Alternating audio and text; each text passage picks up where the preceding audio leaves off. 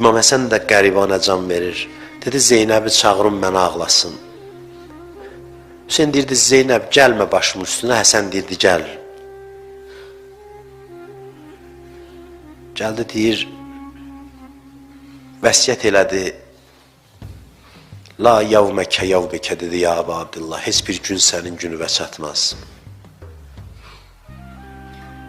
Danışdı, cənazəni o gün cümə günü dedim, apardılar, vəsiyyət eləmiş ki, aparın Peyğəmbərin məzarına doluyun mənim cənazəmi, aparın Bəqidə dəfn eləyin. Bir dəst adam çıxdı, dedi, qoymarıq onu gətirəsi Peyğəmbərin yanına.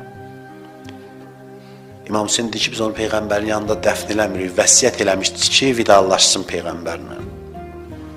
Aparırlar Bəqi qəbristanına, görürlər, ox atırlar hər tərəfdən, sancılır İmam Həsənin cənazəsinə. Deyir, cənazəni yerə qoyur, İmam Hüseyin ağlaya-ağlaya deyir, qarət olunan o adam deyil, mal əlindən çıxsın. Qarət olunan o adamdır ki, onun Həsən kimi qardaşı dünyadan köçə.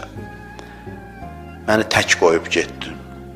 İmam Rızanın da şəhadət gündə onun da adını çəkmək istəyirəm. Əssalamu aleykə ya qəribəl quraba. Bilirəm, hamının ürəyi onun ziyarətini istəyir. Bilməm, necə məzlum idi Əhl-i Beyt, nə qədər qərib idilər. Çıxdı, gəldi, məmunun yanından dedi, Əba Səld, məni bir otağa sal, özün çıx, tək can vermək istəyirəm. Bilməm, nə idi ki, bunlar hamısı can verəndə ətraflarını boşaldıblar. Hamınız gedin, mən tək can vermək istəyirəm. Dedi, bəs sizə namazı kim qılacaq, başınızı kim dizinin üstünə alacaq? Dedi, oğlum Cavad gələcək.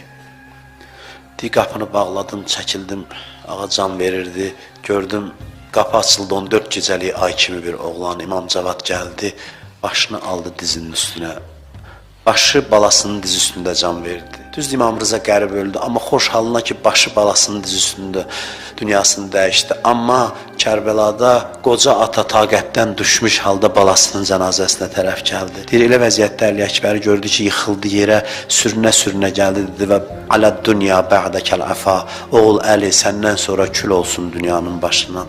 Əla lənətullah aləl qavməz zalimin.